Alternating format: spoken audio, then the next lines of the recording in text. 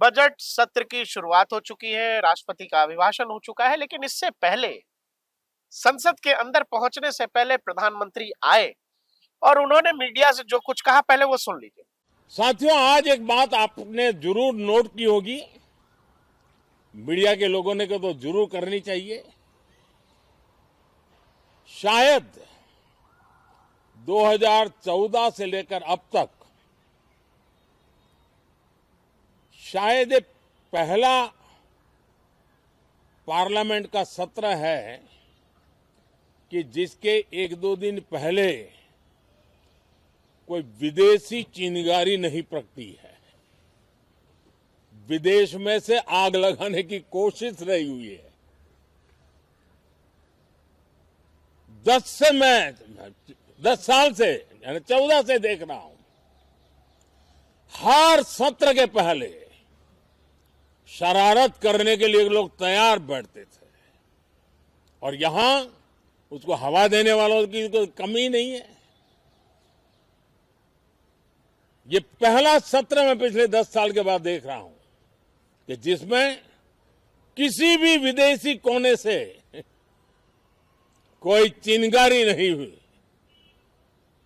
साथियों, बहुत बहुत धन्यवाद। तो प्रधानमंत्री का कहने का आशय ये था, ये पहला दर्शकों बजट सत्र है 2014 से लेके अब तक। नरेंद्र मोदी लगातार तीसरी बार प्रधानमंत्री बन चुके हैं। आपने एक चीज गौर की होगी जिसका जिक्र खुद प्रधानमंत्री भी कर रहे हैं, राहुल भाई। संसद सत्र के शुरू होने से एक दो दिन पहले वॉशिंगटन टाइम्स ने यह लिख दिया, हिंडनबर्ग की रिपोर्ट आ गई, पेगासस पर रिपोर्ट आ गया, बीबीसी की डॉक्यूमेंट्री आ गई। प्रधानमंत्री कह रहे हैं कि यह पहला बजट सत्र है पिछले 10 साल में कि कोई विदेशी मामला आया नहीं है और इसीलिए कहीं कोई हलचल भी नहीं है इस बार। अभी तो केवल डोनाल्ड ट्रंप ने शपथ ली है, एक बार प्रधानमंत्री मोदी से फोन पर बात की है। हेलो आयु है, कंग्रेचुलेशन। अभी मुलाकात जब होगी उसके बाद देखो होता है क्या। सारा खेल इकोसिस्टम का था, सारा खेल इकोसिस्टम का था। क्या है कि भाड़े के पत्रकार, भाड़े के अखबार, भाड़े की खबर, सोचना देखना कुछ नहीं, कहीं कोई तथ्य कहना नहीं। हम हिंडनबर्ग हैं जी, हम लंदन में बैठ के छापते हैं, यहाँ बहुत सारे लोग हैं जो हिंडनबर्ग लिखेगा उनकी रिपोर्ट को सच मानते हैं। यहाँ के जो अखबार लिख रहे हैं, यहाँ के जो टीवी चैनल्स दिखा रहे हैं, या फिर यहाँ के चैनल छोड़ो, हाँ, दर्शकों का मैंडेट मानोगे? बिल्कुल, जो जनता ने मैंडेट दिया उसको मानोगे? वो भी नहीं मान रहे लोग। तो हमेशा से रहा है हमारे देश में एक बीमारी कि जो विदेश में कही जाएगी बात, जो फॉरेन का अखबार, न्यूयॉर्क टाइम्स ने क्या कह दिया, संडे टाइम्स ने क्या कह दिया, इसका बहुत लोड लेते हैं लोग यहाँ पर। और जो दिख रहा है वो किसी को दिखता नहीं है। एक चश्मा ऐसा लगा लेना है जिसमें केवल नकारात्मकता भरी पड़ी है, उसमें से आपको कुछ भी सकारात्मक दिखाई नहीं देगा। हमारे देश में क्या अच्छा बुरा ये हमको विदेशी बताएंगे। तो ये देखिए, ये प्रचलन जो चल रहा था, काफी दिनों से चल रहा था। लोकसभा चुनाव में हमने देखा एक पूरा इकोसिस्टम लेकिन ये लगा हुआ था। राहुल भाई, ये तो सब जान रहे चल रहा था, ये सब चल क्यों रहा? ये सब चल इसलिए रहा था कि जिस तरीके से हिंदुस्तान और की लोकप्रियता, प्रधानमंत्री नरेंद्र मोदी की लोकप्रियता जो विदेश में स्थापित हो रही थी, तो वो हजम नहीं हो रहा। और एक और चीज ना, हिंदुस्तान की बढ़ती हुई तेज गति, आर्थिक गति, मैं वही तो बात कह रहा हूं भाई। 5वीं अर्थव्यवस्था भारत है, तीसरी की बात करते हैं पीएम कर मोदी रहे हैं कि हम राष्ट्रपति ने अभी भाषण में 2029 से पहले तीसरे अर्थव्यवस्था के करीब है, मतलब अमेरिका, चीन, भारत। तो ये बात बहुत लोगों को दर्द दे रही थी। और दूसरा क्या कि मोदी जी ही सारा क्रेडिट ले जाएंगे। हाँ, कि हमारे ही समय 370 भी हट गया, हमारे ही समय हमने जो पाकिस्तान में जाने क्या क्या कर दिया, उपलब्धियों की भरमार है। अब ये कह देंगे कि हमने 10वें से तीसरी अर्थव्यवस्था भी बना दी। जो बांग्लादेश में हुआ सभी को पता है क्या हुआ, वही सब हिंदुस्तान में, भारत में, इंडिया में करने की तैयारी थी। ध्यान होगा लेकिन लोग अपने जो उन्होंने सोचा था उसमें कामयाबी उनको हासिल नहीं हुई। कारण क्या था कि जनता जनार्दन वो पीएम मोदी की नीति पर, उनकी नीयत पर भरोसा करती है। अब आप लोग परेशान मत होइए कि प्रधानमंत्री ऐसा क्या बोल के चले गए। देखिए, दुनिया में एक इकोसिस्टम था जिसके इशारे पर यहाँ पर कुछ लोग चल रहे थे और उनकी इच्छा ये थी कि उस इकोसिस्टम के सहारे, वहां के धन, बल, पैसे या जो भी दिमाग के सहारे यहाँ पर जो राजनीतिक लोग हैं, जो राजनीतिक सत्ता है, उसको बदला जा सकता है। वो उसमें वो सफल नहीं हो सके। और इसमें कौन लोग थे, तो सीधे सीधे आप कहिएगा, जिसमें अमेरिकी डीप स्टेट का नाम आता है और उसके साथ अमेरिकी प्रशासन, जो बाइडेन प्रशासन अभी अभी वहां से गया है। इसके अलावा कुछ यूरोपीय शक्तियां, जिसको वेस्टर्न इंटरेस्ट कहते हैं, वो लोग भी नहीं चाह रहे थे कि, क्योंकि नरेंद्र मोदी की प्रशासन को ब्लैकमेल करना मुश्किल था। वो किसी भी लेवल पर ब्लैकमेल नहीं हो रहे थे। और ये कि किसी भी तरह से देश में आपके अस्थिरता आए, बवाल हो, नरेंद्र मोदी को रास्ते से उठाओ। अरे भाई, रूस यूक्रेन वॉर कर रहे हैं, विदेश मंत्री कह रहा है कि हम तो रशियन ऑयल खरीदेंगे। आप कौन होते हैं हमको बताने वाले? भारत अपना इंटरेस्ट देखेगा। तो ये साधारण चीज बता रहा हूं मैं। इस तरह की न जाने कितनी सारी तकलीफ थी जो नरेंद्र मोदी की सरकार उनको दे रही थी। उभरता हुआ भारत उनको नहीं चाहिए। उनको वो भारत चाहिए कि वहां से जो कहा, यहां कह दिया जी सर।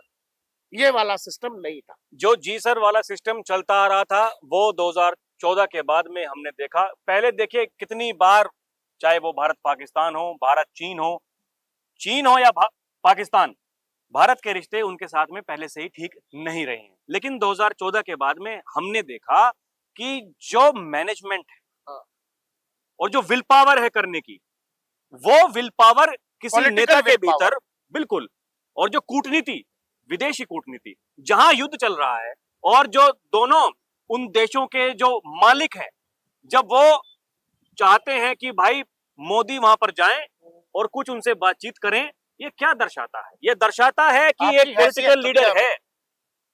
ये दर्शाता है कि लोकप्रियता जो बनी हुई है पूरे विश्व के, अगर नंबर 1 लीडर है नरेंद्र मोदी लोकप्रियता में पूरे विश्व में, तो इसके मतलब कुछ ना कुछ तो बात है। हमारा फोन सुना जा रहा है, पेगासस है, कोर्ट ने कहा कि ठीक है ले आओ। बोले नहीं जी, कुछ नहीं है। बोले राफेल में चोरी हो गई। बोले लाओ, चलो सुप्रीम कोर्ट का कहाँ चोरी है?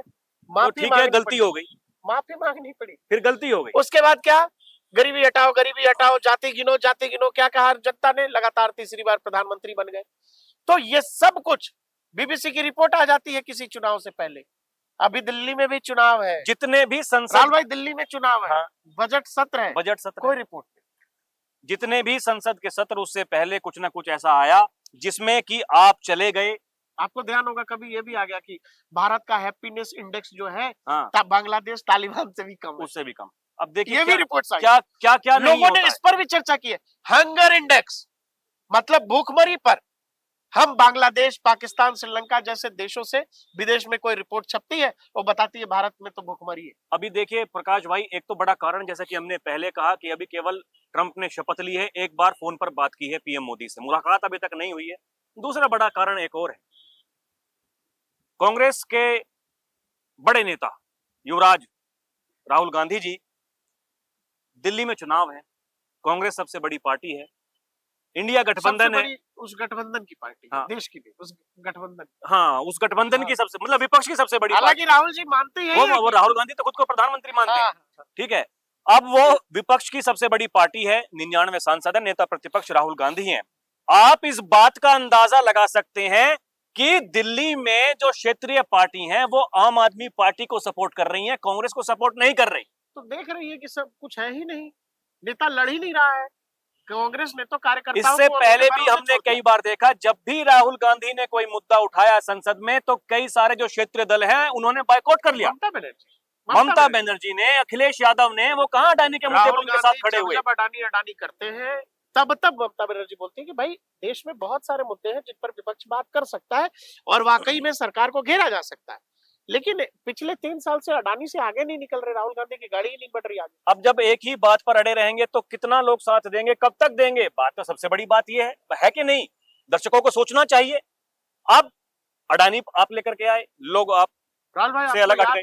2019 के इलेक्शन में 28 साल तक राहुल गांधी 3 चीजें बोलते रहे, नोटबंदी, 2017 से पकड़िए, 17 का विधानसभा उत्तर प्रदेश का चुनाव और फिर लोकसभा तक आइए, जीएसटी, नोटबंदी करते रह गए। इसमें उत्तर प्रदेश का विधानसभा हार गए, कहीं कुछ नहीं। लोकसभा आते आते 2.5-3 साल राफेल एचएएल को मोदी ने बर्बाद कर दिया, एचएएल को बेच दिया, अडानी अंबानी को फायदा पहुंचा दिया, सुप्रीम कोर्ट चला गया मामला। HAL का शेयर आज 4000 का है, बर्बाद करने के बाद। तो इस बात से आप अंदाजा लगा सकते हैं कि उनकी क्रेडिबिलिटी कितनी है, लोग उनके बारे में क्या सोचते हैं। एक मौका लोगों ने उनको जरूर दिया नेता प्रतिपक्ष बनने का, ये देखा कि भाई उनका आचरण इसके बाद में कैसा रहता है। अब वही जनता जनार्दन है, सब कुछ ये तय कर रही है। जनता जनार्दन की बात छोड़िए, उसके बाद में जो उनके घटक दल हैं इंडिया गठबंधन के, वो उनके साथ में कैसा व्यवहार कर रहे हैं, ये देखने लायक बात है। महाराष्ट्र में भी देखिए, हरियाणा में देखिए, कांग्रेस ने जो समाजवादी पार्टी के साथ किया, फिर समाजवादी पार्टी ने उत्तर प्रदेश के उपचुनाव में जो कांग्रेस के साथ किया, उमर अब्दुल्ला ने चुनाव जीतने के बाद जो कांग्रेस को कहा, वो सब देखिए। और प्रधानमंत्री की ये बाइट याद रखिए कि प्रधानमंत्री ने ऐसा क्यों कहा। वो इसीलिए कहा कि प्रधानमंत्री लगातार इस देश में लोकसभा चुनाव के दौरान भी राहुल भाई कहते रहे कि बहुत बड़ी साजिश हो रही है कि किसी भी तरह से देश में अस्थिरता फैलाई जाए, एक बयान, भारतीय चुनावों को प्रभावित करने की कोशिश। एक बयान अगर आपको याद हो तो ये कहा गया था कि अगर बीजेपी की सरकार आ गई तो देख लेना आग लगेगी देश के अंदर। राहुल गांधी ने कहा कि इस देश का युवा मोदी को डंडे से मारेगा, आग लगेगी देश के भीतर। हाँ। कितना बड़ा स्टेटमेंट, आप इस बात का अंदाजा लगा सकते हैं। और क्या कुछ करने की तैयारी की जा रही थी। ये जो रेल पटरी से उतर जाती है, ये जो तीर्थ यात्रियों की बस जाती है, उस पर कुछ ना कुछ हो जाता है तुरंत। अच्छा, ये सब कुछ शुरू हो गया कब? तुरंत नरेंद्र मोदी की सरकार चुनकर आती है, देश में एक साइकिल ऑफ इवेंट शुरू होते हैं। इंडियन रेलवे को निशाना बनाते हुए रेलवे पटरियों पर सिलेंडर, कहीं रेल की पटरी खराब हो गई, कहीं काट दी गई। आपने सुना होगा भारतीय विमान कंपनियों को धमकी भेजे जाने लगे बम के। हजारों फ्लाइट्स डिस्टर्ब की गई। ये सब कुछ चुनाव के तुरंत बाद इसीलिए होने लगा। स्कूलों में कितनी धमकी भरी ईमेल्स आई। राहुल भाई, ये सब कुछ इसीलिए होने लगा कि उनको खास तरह की शक्तियां, जिनको लगा कि अब हम ताकतवर हो गए हैं लोकसभा चुनाव के नतीजों के बाद, वो इस सरकार का पेशेंस टेस्ट कर रही थी। और इस देश की आर्थिक गति को कौन चलाता है? किसी भी देश की आर्थिक गति चलती है वहां के कम्युनिकेशन पर, ट्रांसपोर्टेशन पर, अच्छे रोड, अच्छी हवाई गतिविधि के ऊपर।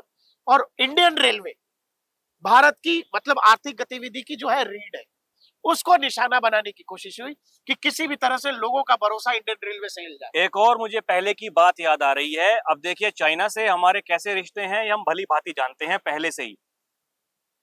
जो रक्षा मंत्री हुए करते थे देश के, एंटनी साहब, हाँ, भरी संसद में उन्होंने ये कहा था कि हम इसलिए इंफ्रास्ट्रक्चर नहीं कर रहे कि कल को अगर चाइना से युद्ध होता है तो उसी रास्तों से चाइना वाले भारत में घुस जाएंगे। समझ लीजिए, इस देश की सुरक्षा कैसे लोग कर रहे थे, किस तीव्रता से कर रहे थे, किस समझदारी से कर रहे थे कि देश के रक्षा मंत्री ये कह रहे हैं कि रोड बना देंगे तो चीन वाले आ जाएंगे, इसलिए रोड नहीं बना रहे। नरेंद्र मोदी ने जो कहा है, उन्होंने तो एक शब्द कहा, रोड भी बन रही है, टनल्स भी बन रही हैं। और राहुल भाई, ऐसे हम लोगों को जो याद आ रहा है वो तो पेगासस, अडानी, ये तो राफेल, ये कुछ बड़े मुद्दे हैं। ऐसी तो लंबी फहरिस्त है कि देश में संसद का जब जब शुरू हुआ है सत्र, तब तब कहीं किसी अखबार में, कहीं किसी टेलीविजन पर कुछ चला है और उसको जो है पूरे एक मुद्दे को लेकर पूरे देश के संसद सत्र को एक तरह से बर्बाद कर दिया गया। कहीं कोई बात नहीं हुई, कहीं कोई बिल पास नहीं हुआ। अभी तो ये थोड़े दिन पहले का ही जो संसद ये सत्र जो चला था, जो शीतकालीन, उसी में आपने देखा ना कितने दिन चला। तो दर्शकों, जब प्रधानमंत्री ये कह रहे हैं तो उनका इशारा बड़ा साफ है कि अब जो है ना, अब कुछ सिस्टम ऐसा हो गया है कि इधर है नरेंद्र मोदी, उधर है डोनाल्ड ट्रंप।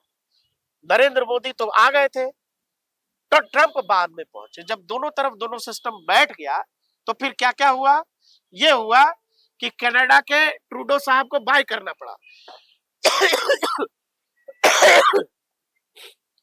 हिंडनबर्ग को टाटा बोलना पड़ा। हाँ, कनाडा ने माना कि निज्जर की हत्याकांड में भारत का कोई हाथ नहीं है, माफी दे दो सरकार।